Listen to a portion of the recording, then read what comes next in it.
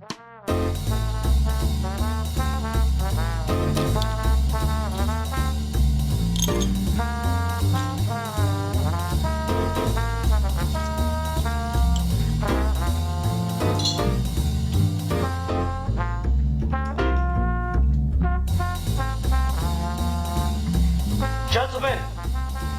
the time has come once again to discuss things.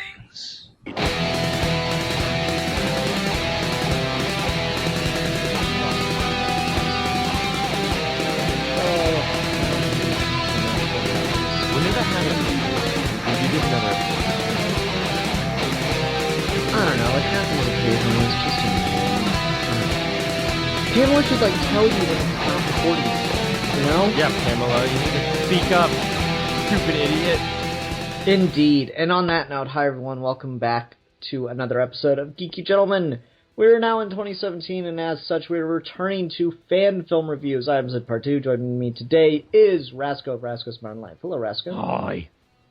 Yeah, hi, indeed. So, correct me if I'm wrong, is this the first time we've gone back to Star Wars since our first episode of fan film reviews? I think it is. Maybe? Yeah, I'm pretty sure. Been a while since we've done fan film reviews, so it's hard to remember. But yeah, here we are. We're back to Star Wars as we talk about Han Solo, A Smuggler's Trade. But before we get into that, I want you, the listener, to know that you can download episodes of Geeky Gentlemen and listen on the go. There's a link in the description. Download this episode. You can download old episodes by request. Just leave a comment on an old episode, and I will upload it for your listening pleasure. Resco, where can they find old episodes? In the Geeky Gentleman playlist. Indeed they can. Alright, so Han Solo, A Smuggler's Trade. Interesting little thing. For me, I'm not really a Han Solo fan. I like Star Wars, but my thing with Star Wars is the Force, Jedi, Sith. That's the part of Star Wars I'm like, ooh, yes. The war-y stuff, the criminals, I like all that stuff, but it's not the thing about the franchise that attracts me. But, Han Solo is a pretty popular character with the kids these days. And he's even getting his own Han Solo movie. Because I don't know, it's kind of weird to do a Han Solo movie, because I feel like that's pretty much what The Force Awakens was. Maybe I'm alone in that, but I was watching it, I'm like, this is the Han Solo movie, right? I mean, he's such a big part of this thing.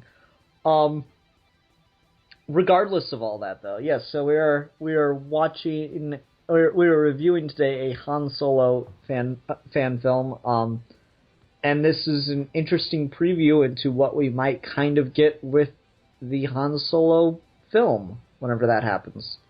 So, Rasco, what made you want to talk about this? So I was just browsing some fan films, went back to Star Wars, because I was like, oh, we haven't done a Star Wars one maybe since the first episode, so I went back, I was looking at Star Wars fan films, and I saw this one, it was relatively new, and I was like, oh, we're going to get a Han Solo film, so let's just randomly do this, to see, someone else take a stab at, a fan version, Yeah. And what's something you really like about this? So I think the best thing about this fan film, for me personally, is that the actor, who I also think maybe directed it, I think he also wrote or co-wrote this with someone, but he is really good at Han Solo, and it's not just we need some guy to stand in for Han Solo. It's a real Han Solo performance, I think. He looks enough like Han Solo. He sounds like he could be young Han Solo. He's got a lot of the Harrison Ford mannerisms down pat, and he really sells it, I think. Yeah, he's got the whole Han Solo shrug and smile kind of look going for him. Yeah, the finger pointing of Harrison Ford. The finger pointing is very important. Yeah, it is. And you can't tell because we don't use video when we're doing these, but I'm pointing my finger very, very hard right now. Yeah, me too. It's fun. Yeah. You, the listener, I'm pointing the finger at the microphone, which means I'm pointing at you. Yeah, I'd agree. The actor does a really good job. He does look enough like young Harrison Ford to pull it off. I especially like the thing for me that I really like about this is the very last scene with Han and Chewie just walking off into the distance. and they're just brilliant dialogue that they're having. It's so well written at that point. Yeah, they really get, like, Han Solo, how he interacts with everyone. So, like, when you have him interacting with other, like, potential space pirates and those kind of people, he acts very, like, charming and buddy-buddy to them because he doesn't want people to be pissed at him. But when he's with Chewie, it's a very, like, quick-tempered, but we got to get to the point, Chewie, kind of dialogue. But then, like, even when he's talking to those people before he enters the tent at the end, and they're, like, trying to get his gun and stuff off of him before he goes in there to save Chewie and give the guy the lightsaber, like, just the way he interacts with those people, he's like, I better get that back when he's, like, about to walk in after he gives him like, his blaster pistol. Just little things like that. Yeah, I'd agree. I thought that was all really well handled. And it's interesting to try to capture Han Solo's performance again, and I'll be curious to see how the official movie does this, because so much of that was Harrison Ford and not George Lucas. Like, there's this really famous story about Harrison Ford, like, throwing a script back at George Lucas for A New Hope and telling him, you don't know how to write dialogue. Which, he was right. Because we saw the amazing dialogue in the Star Wars prequels. It's weird. We can't say the Star Wars prequels as just a general term for bad movies now, because technically we have a Star Wars prequel that's really good. Yeah. Yeah. The world's been changed forever. Yeah, I know. What the fuck? Rogue One just should have been bad so that we could continue to claim all the Star Wars prequels suck. Yeah, everybody wanted that. That's what we needed. Yeah. It was like that single unifying thing. No, but so it's a really interesting idea to try to capture that character, because so much of it just was, Harrison Ford being on set. And I find that really interesting, that they do it so damn well that the fans have kind of understood and analyzed and are now perfectly able to replicate Harrison Ford's performance for themselves. And, like, it's not unique. I mean, we've been doing that in the comics for a while. I was looking at different panels from Han Solo in the comics over the years, and there was, like, this funny scene where he's running down a corridor, and then Chewie catches up with him, and he's like, Chewie, you made it! And then, like, doors open, and there are a bunch of stormtroopers, just in time to turn around and run away! Stuff like that. That's very Harrison Ford-esque. But I will agree, I think the actor does give a great performance. It's written, as far as from, like, a dialogue standpoint, really, really well. That I think it works really just brilliantly because of that. What do you think of the Chewie costume? I think that the Chewie costume looked pretty good, and I think that they got the mouth movements right. It wasn't like a person in a costume where they hadn't really worked out how the mouth movements would operate with the noises coming out of Chewie's mouth. Like, they got that down, and so I thought it looked pretty good. I thought a lot of the costumes looked pretty good, but one of my biggest complaints, and I'll say this is, like, my biggest nitpick of this, because I overall really like this. The biggest thing that I don't like about this is that some of the costumes don't look necessarily used and, like, lived in enough. And the one that I use as an example is the one of the guy who throws him out of the bar in the beginning. That guy's, like, shoulder pads, they're, like, metal and metallic, but I think you could have maybe gone back in and, like, done some, like, paint applications to make it look rusted or, like, burned a little bit or scratched or something like that. But other than that, I mean, all the costumes look pretty good. Yeah, I'd agree. I mean, don't preclude the possibility that maybe he just got it, Yeah, it's he takes care of his clothes, okay? He's a Star Wars fashionista. Yeah, I mean, does everyone in the Star Wars universe have to wear hand-me-downs? This is like, we need a spin-off movie to answer this question. Yeah, obviously. Star Wars fashion designer.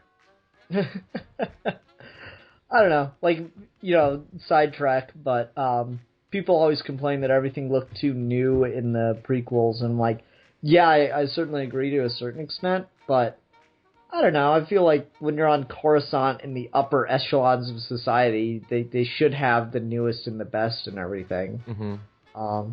So I don't know. I like the idea of a range of options there. I can see that nitpick. My biggest problem with it, and I don't feel like it's such a nitpick, I feel like it's actually distracting from the movie, the fan film, is I really hate the lightsaber handle. Like, when he turns on the lightsaber, it looks pretty legit. But I really, really dislike that lightsaber handle, because it just looks like they took like a metal tube and spray painted it with silver spray paint. It like when he's holding it at a distance or whatever, it looks fine. I would question the filmmaking prowess to show it before you need to, but when he's holding it at a distance, it's fine.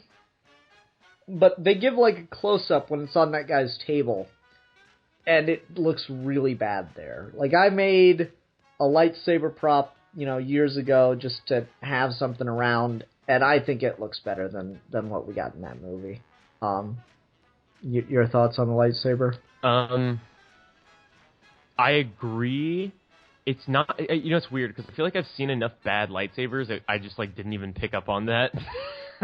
Like, I've seen some terrible looking lightsabers in some other fans. I mean, I'm appreciative that they took the time to obviously make a prop as opposed to just using, a toy or like another flashlight. Yeah, or like, obviously the other thing they could have done is gone to get like one of the more higher end lightsabers, but then it would be Darth Vader's lightsaber or Luke's lightsaber or something like that. It would be modeled after that look, and it would look very recognizable. It's just like, it's not really difficult to make a good enough looking lightsaber. Hold on 1 second. Rasco, write down the time of the call right now in the IM thing as I get this all together. Oh. This is a process. Oh, where's it all at? Shit. Rasco, entertain the people for a moment, please, as I look for this. Yeah.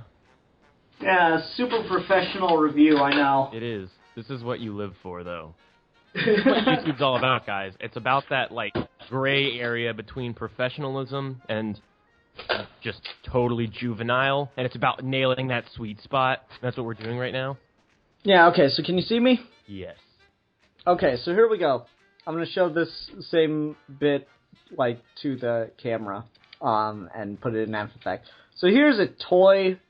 We all had these as kids. Darth Vader lightsaber. And here's just a thing I made in, like, 10 minutes.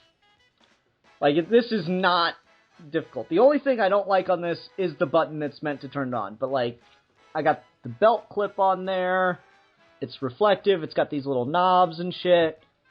I legit think this is a better prop than what they have in the movie. And this was like $15 and 10 minutes of work. Would you agree that this looks better than the one in the movie? I think so. Yeah, like, all you really need is something where the fucking button doesn't fall out of the goddamn thing. Like, it's still got weaknesses.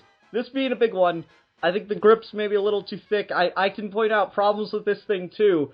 But objectively, I think this is a better prop. So yeah, I got a little nitpicky on that one, but, sue me.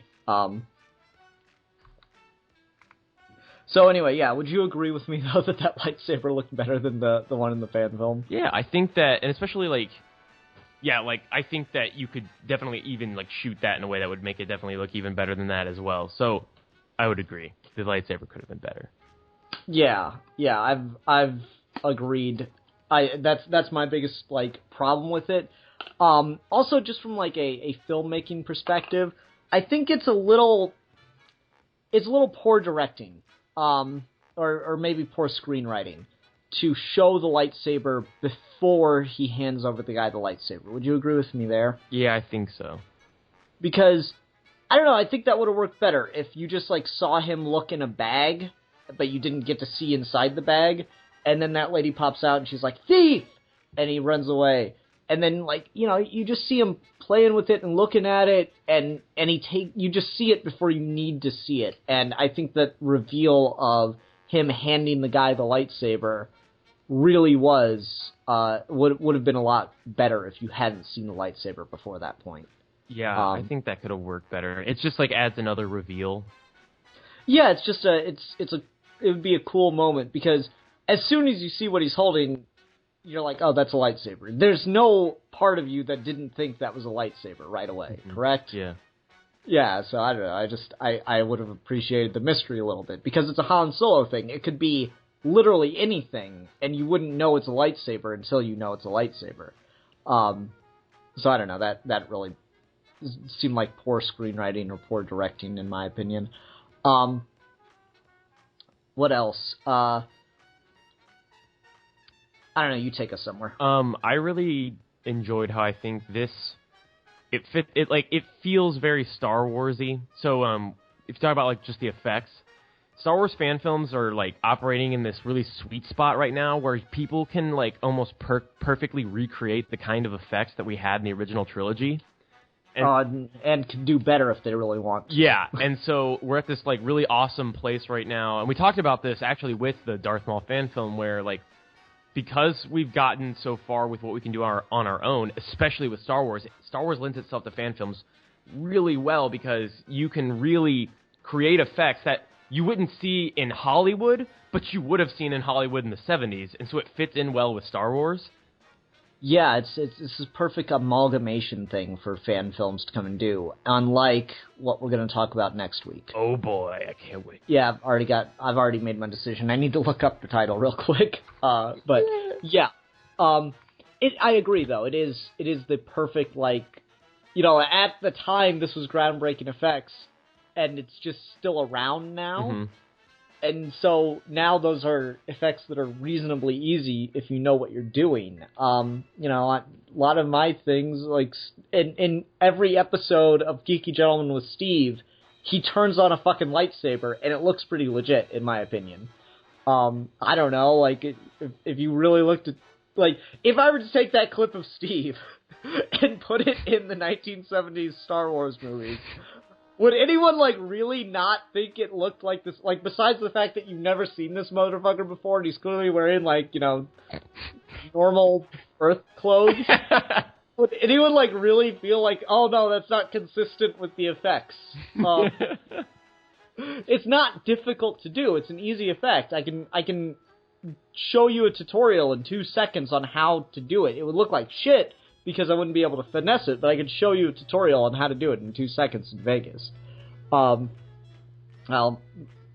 seconds. Let me give myself a little room.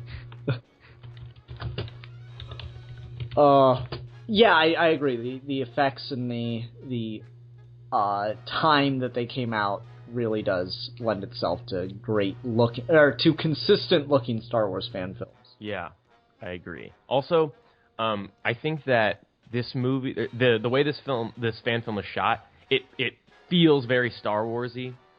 We just get a lot of really nice lockdown just shots of.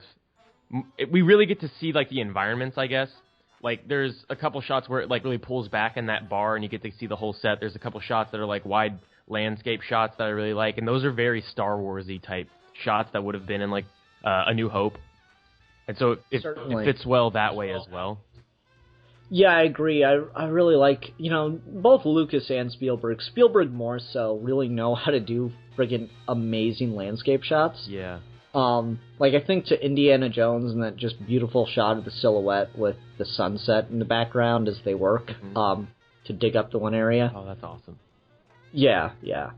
But no, I agree with you. The filmmaking capabilities of the under-budgeted today are extraordinary compared to the budgeted of the 70s and 80s. And the 50s and 60s can just cry in a bucket. Okay, so my other, thing with this, and I'm both in love with it, and at the same time I'm like, fucking really? Did you just do that? Because it's a little fan servicey, is back to the lightsaber, because apparently I cannot stop talking about this lightsaber. I feel like they made this entire fan film just to have a shot of Han Solo holding a lightsaber. Which, it's something we've done, like, in Star Wars stuff before in the comics. Like, there's this really cool-looking panel from the Jason Aaron Star Wars book that Marvel's putting out right now. And it's Chewie, Leia, and Han holding lightsabers. And I'll put that up for your viewing pleasure.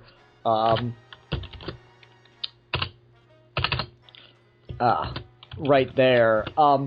But it's one of those things, it's just like goofy silliness, and I can't help but feel like they made this entire fan film because they're like, wouldn't it be fucking cool if like Han Solo had a lightsaber?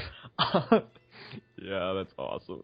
And go ahead. And it's not like too contrived though, because the idea of like, okay, I need to give this guy a lightsaber, but I'm going to be unarmed when I enter this room. It might be cool if I like use the Force to get the lightsaber back. Obviously, he doesn't really use the Force. It's like a joke. It's like not a joke. It's a trick. He's got a little magnet thing under his sleeve. But like that's pretty cool. That's a very Han Solo like thing, and that's also It's also a kind of a consistent thing with Han Solo is that like his plans don't always have to work 100%. They just have to work enough to where like the effect is kind of what he wanted. The outcome is generally what he wanted. The steps to get to that outcome didn't really go as planned, and that's a very Han Solo-like thing. I'd agree, and like I love the conceit of how he's able to use the lightsaber and everything. I think it's a little. I'm sympathetic to it because there is a limitation of a fan film level thing here, but there's certainly a level to which I'm like, okay, it's cool that he has the lightsaber, but it's a bit weird that he has it and then just stands there with it. Mm-hmm.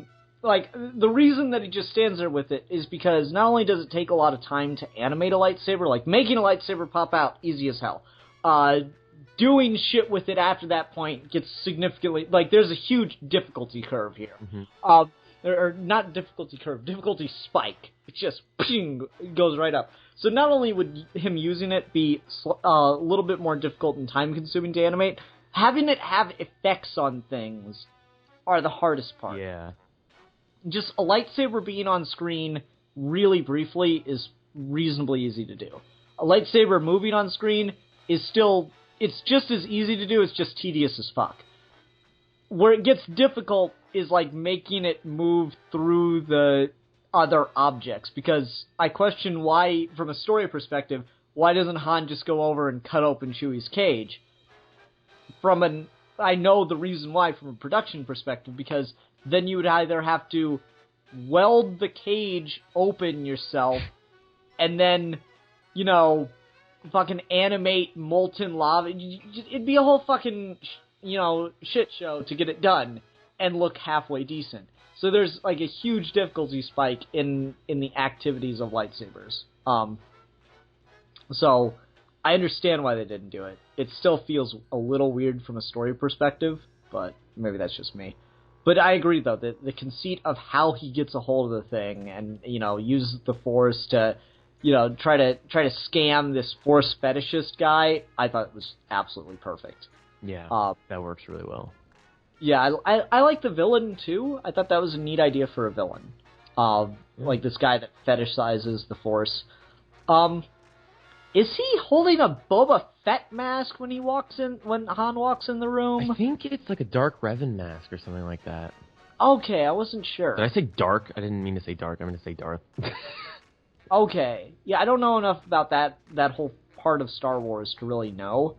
I was just unsure, because it kind of looked like Boba Fett. And I'm like, wait, so is this like the origin of his feud with Boba Fett? You stole my mask! Actually, there's a good plot for the Han Solo movie. How his feud with Boba Fett got started. They have to at least approach that, right? I'd hope so. That'd be awesome. Like, that'd be a good enough premise on its own for me. Shit. Yeah.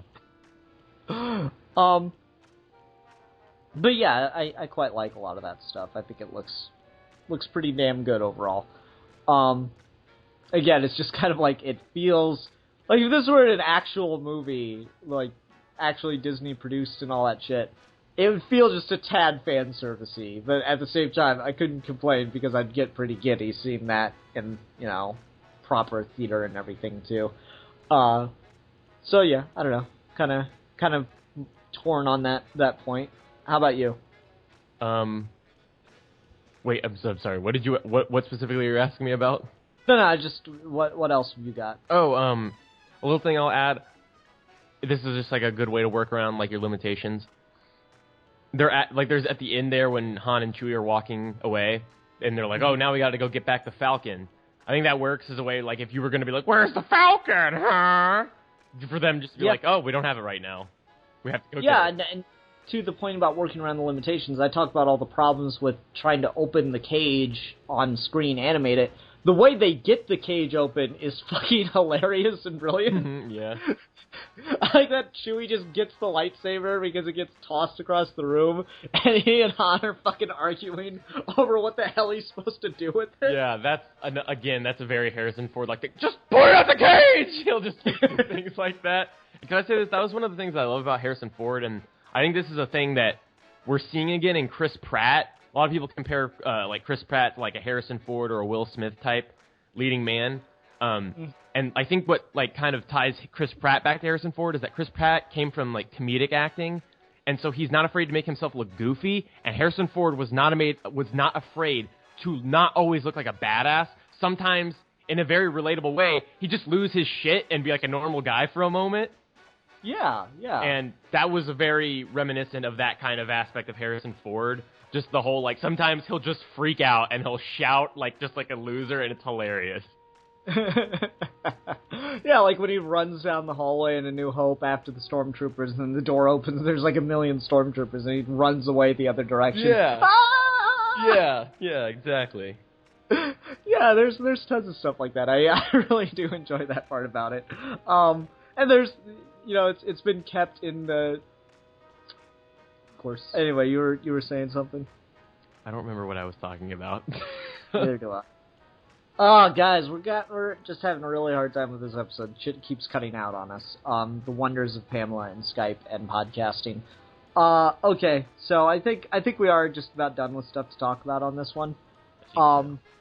Yeah, Rasco, let's go ahead and move on to ratings. What do you give Han Solo: A Smuggler's Trade? I'm gonna give this 4 shakily made lightsabers out of 5. Okay. I'm gonna give this 3.5 Chewbacca's in a cage out of 5. That's a good one. Yeah, I thought so. So that'll do it for this fan film review. Resco, guess what I've been on a kick of? You know me, I get on these kicks and get into a franchise and yada yada yada, right? Yeah. What have I been on a kick for? What are you gonna guess?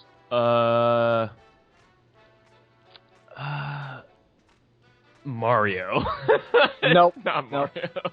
I've not been on a Mario kick. I've been on a Harry Potter kick as of late. Oh, really? So, yeah. I was so we're gonna talk. Weeks ago. I was watching all the movies.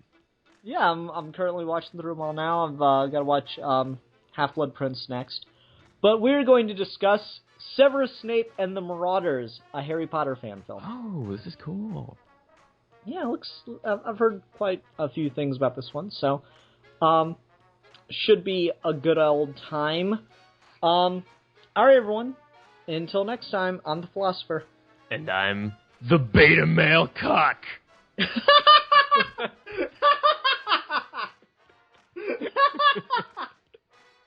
No, the behind the scenes are now in front of the scenes. Yay. We've been joking with each other for weeks now about this, so that's really funny. Okay, everyone, thanks very much for watching. Until next time, we are your geeky gentlemen, and we will be discussing things.